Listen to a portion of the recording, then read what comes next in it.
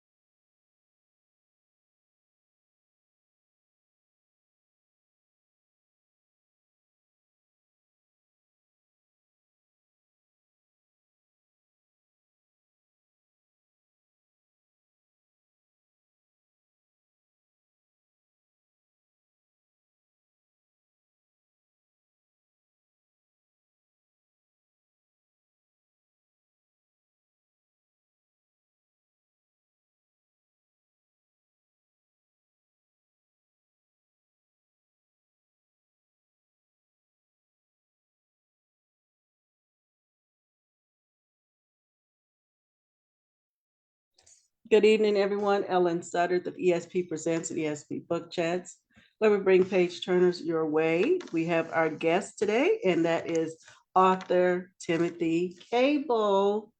Come on in. Come on in the room. There you go. I see you there. I was like, woo, technology is good until you know what you're doing. I finally figured it out. Yeah, if you got your cell phone, you can look on the Facebook page or my page, Ellen Ann Smith Sutter, and you'll see us live there. And you can invite others if you have your cell phone, or are you looking from your cell phone? Are you using your cell phone to get on this? Me? Yeah, you're on your cell No, phone. I'm on my computer. Okay. Do you have your cell phone by you? You can see it live see us live on Facebook as well, and you can contact your friends. If not, it's okay. You can share it Yeah, out. that's too confusing for me. Okay, I see in your face, and I'm like, okay. It is good to see you here. Good to And see you. yep, and as I say, technology is so perfect until you learn. It has been great to have you back here. We had you on your first book. Well, I won't say your first book, but the book that we read. Can you hear me well? Or do Yes, I I need can. to turn Can up? you hear me? Yep, I hear you. I hear you well. And you have your book there. Yes. And his book is titled The Sea Change of Dr. Abernathy. Yes. I am enjoying just the synopsis. So, guys, those of you that are looking on, thank you for being here this evening. Do share, swipe, and share. It is his new book that he just released. And again, it is The Sea Change of Dr. Abernathy. Do tell folks about you and the backdrop of this book.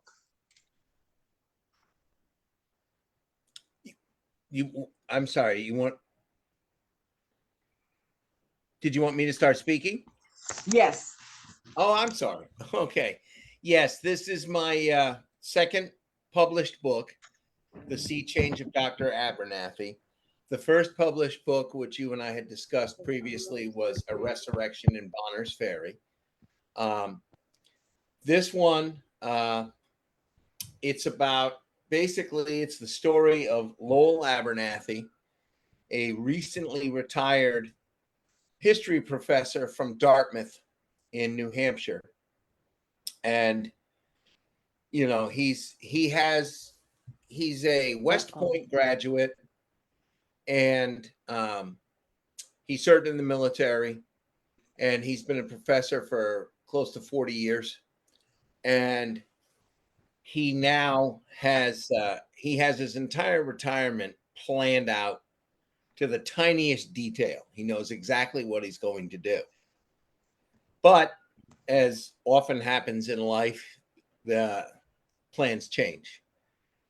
on the first page of the book, I'm not really giving anything away, it's on the first page, he gets a diagnosis of stage 4 stomach cancer.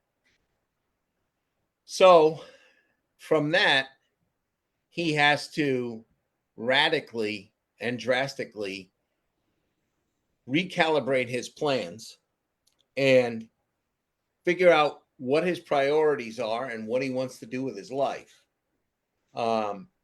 in the time he has left, basically, and also how he wants to pursue treatment of the disease and what his goals are. And it's about basically a man facing his mortality and also reevaluating things, perhaps, I guess, and looking at what he really wants to do and focusing on getting things done. He's the type of person who doesn't feel sorry for himself, and he confronts things head on. So you have sort of this feisty 72-year-old man who's, he's living alone. He's been divorced for many years, and he has 2 adult children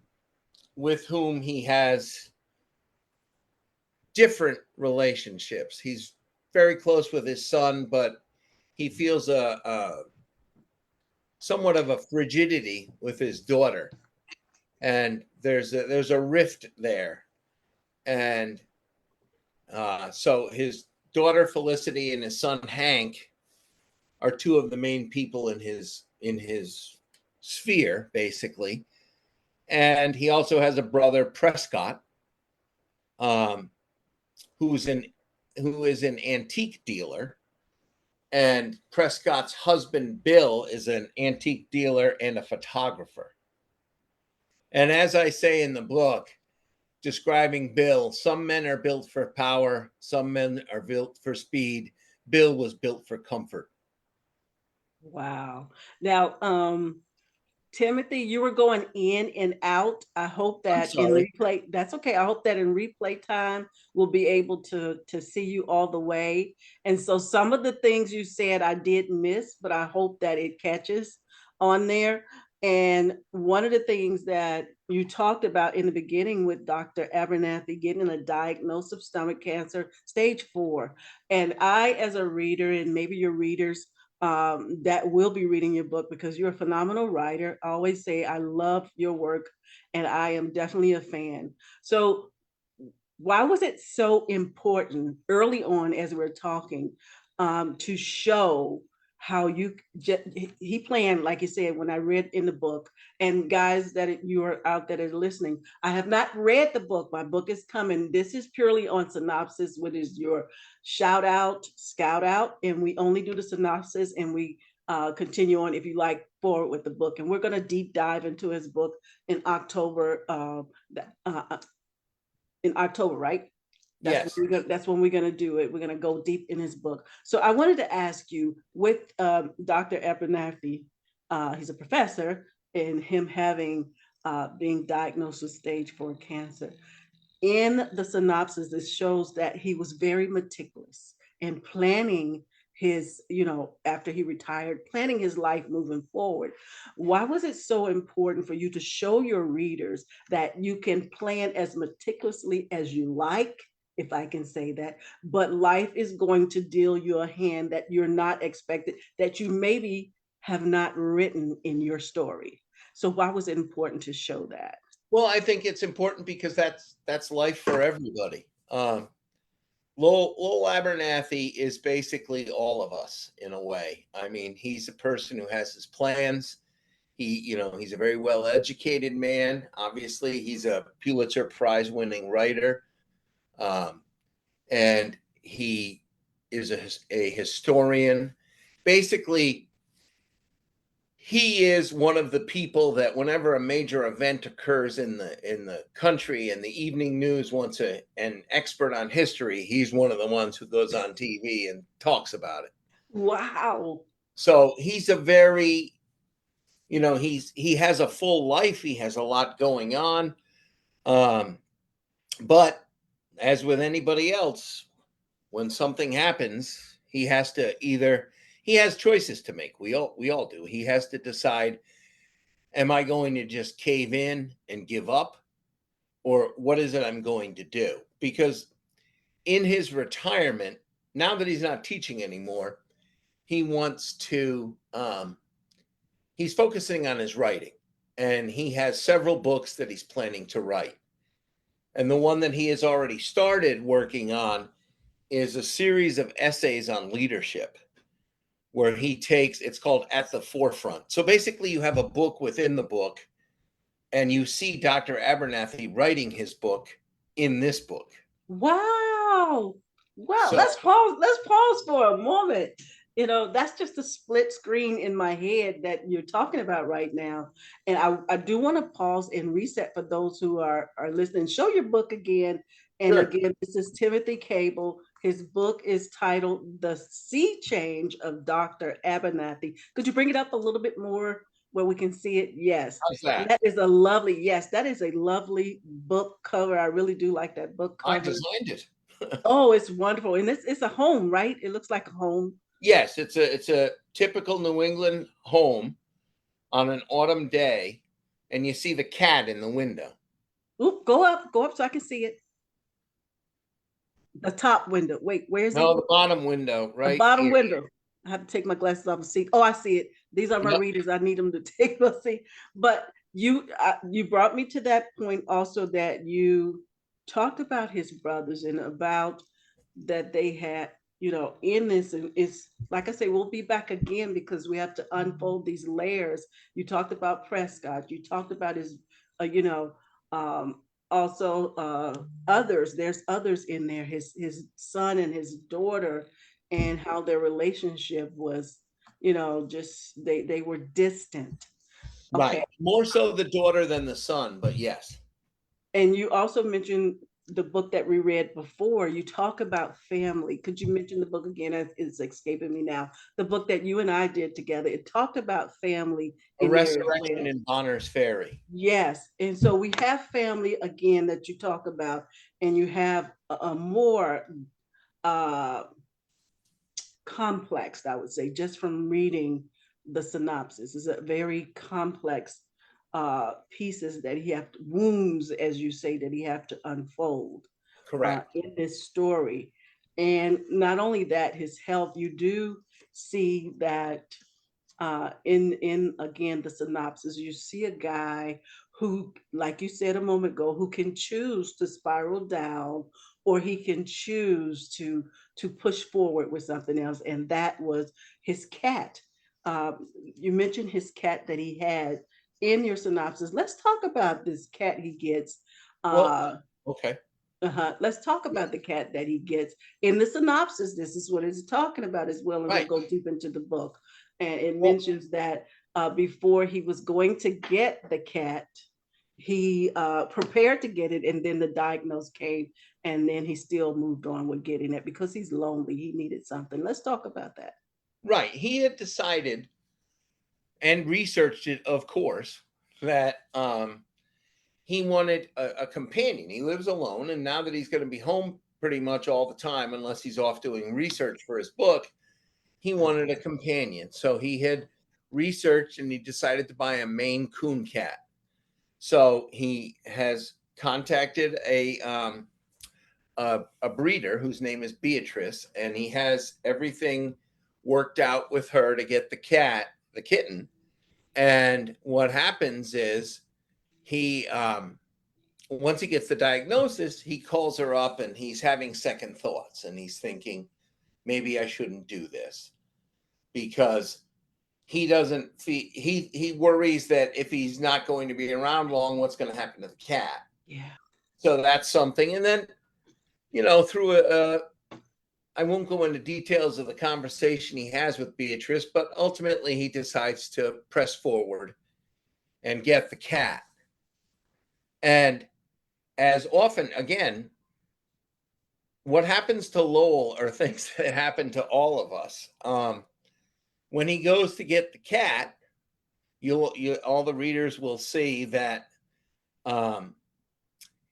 It's a little orange Maine Coon cat kitten. And for those of you who are familiar, Maine Coon cats are the largest breed of cat. Ooh. And I had one many years ago, and I recently, after I wrote this book, I got a new one, and they're amazing. They're more like dogs than cats. But anyway, he has this little, he's buying this little orange kitten.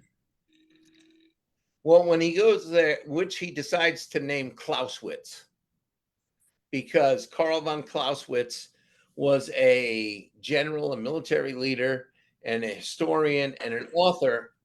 And basically, he wrote a book that I studied when I was in college called On War. And it was about warfare and such. And Lowell used that book in his teachings. And he really admired Clausewitz. So he names the little kitten Clausewitz. But while he's at the breeders, all of a sudden he's sitting there and he feels something rubbing against his leg, and he looks down and there's an adult cat. And the breeder talks to him about how if anything ever happens to him, Lowell, that she could rehome the kitten for him if need be. So that comforts him to proceed with what he's doing. But suddenly he's looking at this cat and he's, and she won't leave him alone. She climbs on his lap. She's purring. She's, being very affectionate, and she's a beautiful cat. And so he's asking, what's the story with this cat? And she said, well, that's a cat I have to rehome. And he says, why? What happened to her owners? And she said, well, nothing happened to the owners. It's her. She has cancer, and the owners don't want to deal with that. And they don't want to pay for the treatments. A bunch of things. It's just not, they want to give her up. And so basically I have to rehome her. And ultimately, if that doesn't happen, she would have to be put down. So the cat's looking at him with those giant eyes. And next thing you know, Lowell, tough as nails, leaves the house with two cats. Wow. And, that wasn't what he had planned, but you'll see how it develops. And the fact that the cat and he share a diagnosis is a big part of the story as well. And, Wow. I was thinking about that. I was contacted today by someone who had received their copy of the book, and they said they started reading it this morning and finished it today in one day. That's awesome. And that your book is just like that. But when I read the other book as well. And so I'm thinking about what you're saying right now. And I noticed that I see different pictures of you and your cat. How much or how similar are you and Dr. Abernathy when it comes to cats? Or even in the personality of writing this book as the author? When it comes to cats, I'd say we're pretty close. I like dogs, cats. I've had them all. I have cats now, and I have a Maine Coon cat now. We're similar in that way. He's attached to his cats, and he's attached to all the, let's say, furry creatures that come into his life in the book. And he's a tough person. He's a no nonsense person, but he has a big heart. And he likes to care for and help people whenever he can. And he also likes to, he's an introspective man. He'll always look back on what he has accomplished, let's say, on a day, in each day. At the end of the day, he'll reflect and think about things he could have done differently or done better. And, he'll try to improve on that. And that's a theme in the book too. Things that he wants to do, not necessarily for himself, but things he wants to do while he is able to. Now, let's go back a little bit and reset for now, resetting. And to those that are listening on, our author here is Timothy Kabel. His book is titled The Sea Change of Dr. Abernathy. And if you guys, you hear this and you hear it in replay, a very good story. I really enjoy his writing style. My book didn't come today, but I cannot wait to get it. It might be in the mailbox. I just don't know right now. But it's always, you're going to get a lot. Move it up some so they can see it. Yeah, you're going to get a lot from author Timothy Kabel. You're going to get absolutely a lot. A plush book, a huge story, and it is worth its while. And so I was thinking, I want to go back when you talk about the cat. I'm not a cat lover. I like cats from a distance because Okay. they too close. I'm a dog lover, but I don't have either pet. But in your observation, when Dr. Abernathy got the other cat and the other one kind of warmed itself up to him, the one that was sick, Fern is her name. firm, firm, went firm being sick. What was, as you as a writer and you as a cat lover, I guess I would say that, if that's okay with me saying, Yeah. writing that as an author and knowing what you know about your cats and characteristic of the coon cat, as you said, how did that play out? You know, fur friend versus Dr. Abernathy, and when we hone in on both having a diagnosis, just give us a little snips. You did say we'll read it in the book, but what was that like? Just kind of writing that story. If you can give us a snippet. Well, it's Mm-hmm. having an understanding of how animals are and how people who like animals are. Cats are I mean, I love both cats and dogs, but cats are different in that they'll choose you as opposed to Mm. you choosing them. And cats basically can have this attitude that, well, it's actually their house and they're allowing you to take Right. it. That's the problem I have, but keep going. And they'll just, my cat that I have, that I have a few of them, but the Maine Coon, Clancy, he's not even a year yet, and he thinks he owns this place. And when he'll hug you, he'll actually wrap his paws around you and hug you and not let go. And it's nice, and it's also, it makes you feel that, you know what, no matter what happened today, no matter how bad the day was, here's this big 18-pound cat who wants to come over and hug me. Mm. So, and for Lowell, it's very much like that. And he had cats previously when he was a kid and during his marriage, but he hasn't had any pets. He had dogs and too, but he hasn't had any pets in a long time because he was working all the time. And now that he's home and retired, he figures, well, he's gonna do this. And it turns out to be not more than he bargained for, but more than he Mm-hmm. intended. Mm-hmm. Uh, and he just goes with it because he's a little resistant at various points to things that happen. And but he's dealing with the life that he has and things from his past that he has to straighten out, um because in addition to his family, his brother Prescott and his kids Hank and Felicity, he also um has to reconcile his relationship with his publisher and editor Daphne Tisdale, with whom he was romantically involved years ago. And now they're maintaining a working relationship, but there are still feelings there on both sides. And it's something he has to address. Plus, he also, being sort of a gruff character, he has a no nonsense approach to his own mortality.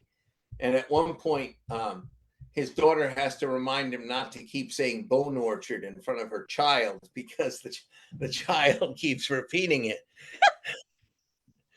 So, and as in the first book, Bonner's Ferry, there are some quirky characters involved. There's his best friend, who's also a professor, Chester Samuelson, who is your classic, typical absent-minded professor. He has, as Lowell says, one day they're going to find him wandering around the campus with his pants around his ankles, carrying all of his papers in his hands, not knowing Now what you know who he reminds me of, right?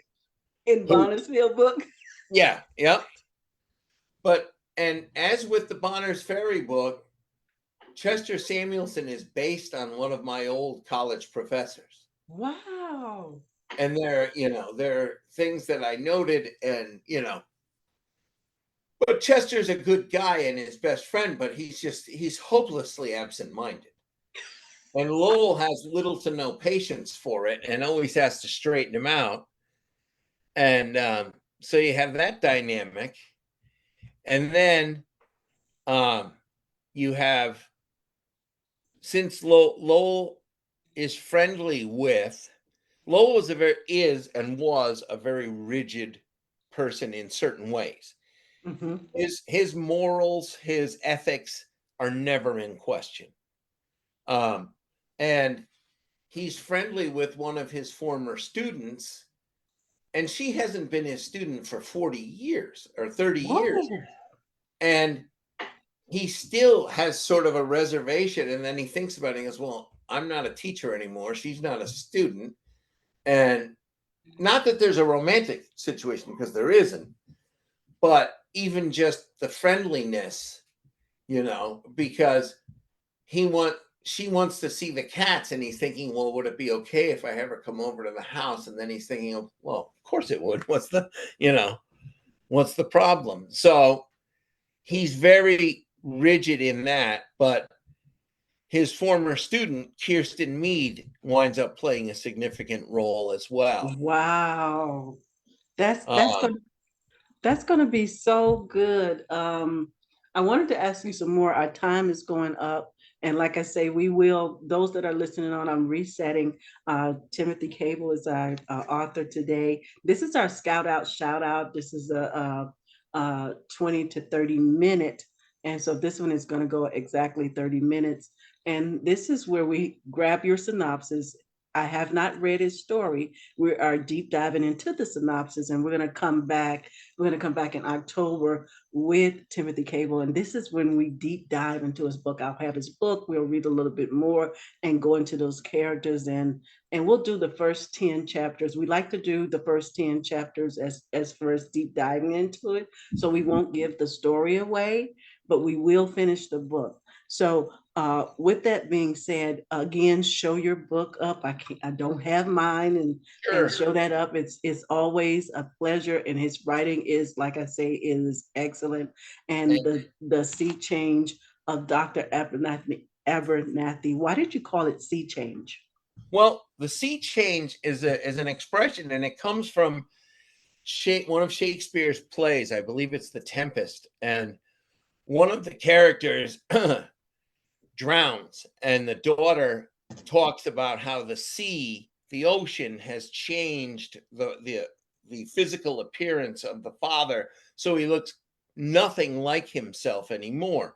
So when you say that someone undergoes a sea change, it's a drastic alteration of them or of their plans. So this is a major change for Dr. Abernathy. It's not a slight modification. His whole life has changed. He expected a good 20 years more, and now he's not going to have that. Wow. And also see with the synopsis that, like the other book that I've read of yours, you always put some humor. You always give us a lot of emotion. There's in the other book that I'm speaking of, and again, please tell me the book that we had always, A Bonnersville. Resurrection in Bonner's Ferry. Resurrection in Bonnersville. That story is awesome. I love that story. It Thanks. made me, it made me mad. It made me want to cry. It made me feel for a character. It made me hate some of the characters. And so what emotions are you hoping for when the readers read this book? What emotions you want to evoke?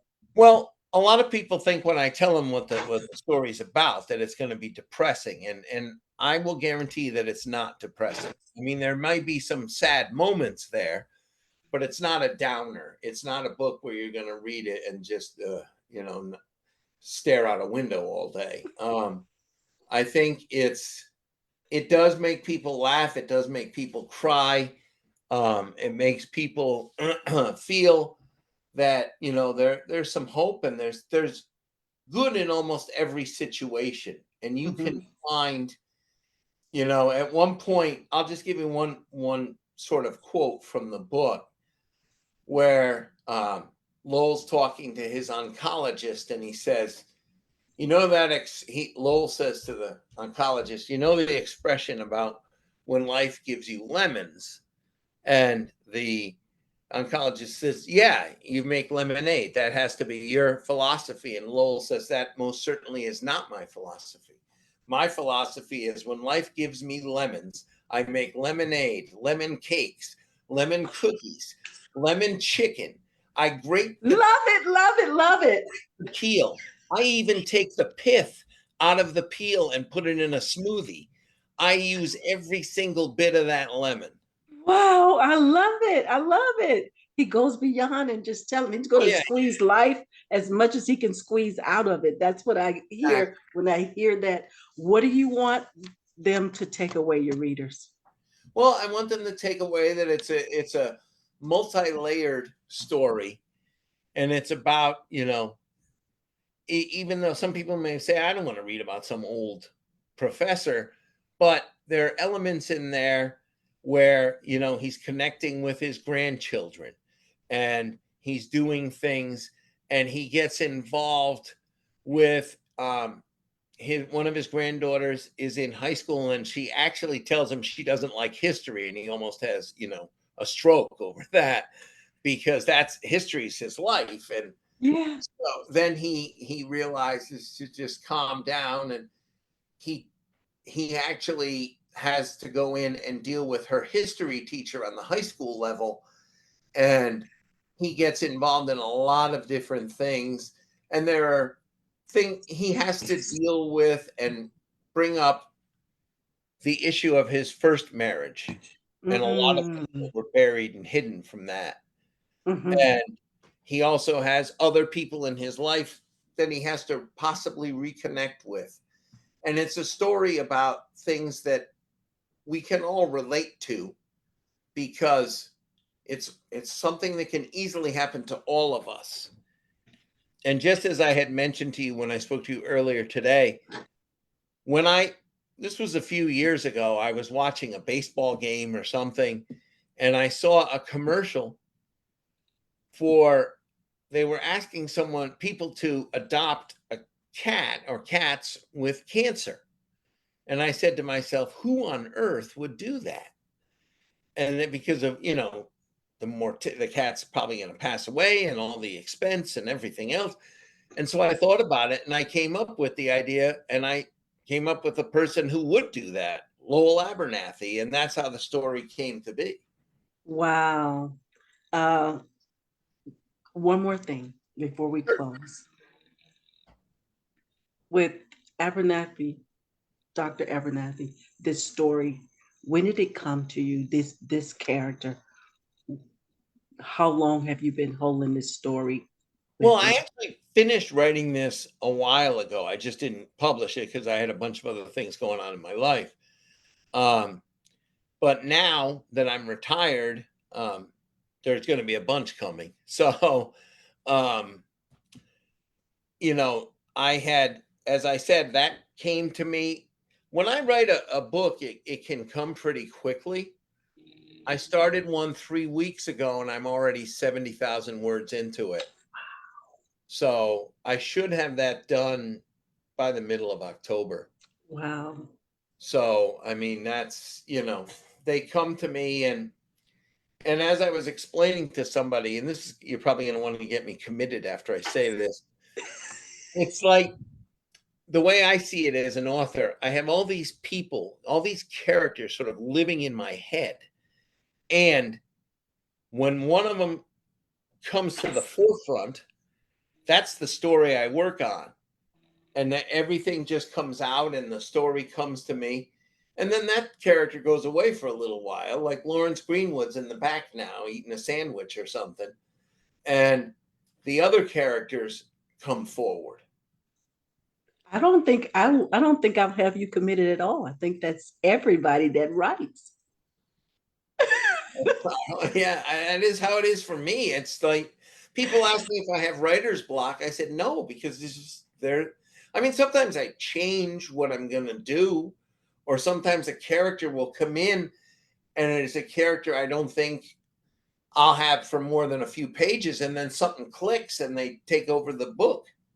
Wow. I love it. I love it. This is our time. Thank you so much for being here. Well, We thank look you. forward to see you are so welcome. Those that are looking on again, this is Timothy Kabel. His book is The Sea Change of Dr. Abernathy. The book is out. It just freshly came out. And we'll see him back when we deep dive into a story. This is the Scout Out Shout Out. So it's shorter. But when we deep dive into his book, the first one will be October 7th, and then we'll give you the other dates from there. October 7th which is coming up real soon at 8 p.m. And all the shows will be 8 p.m. Eastern Standard Time.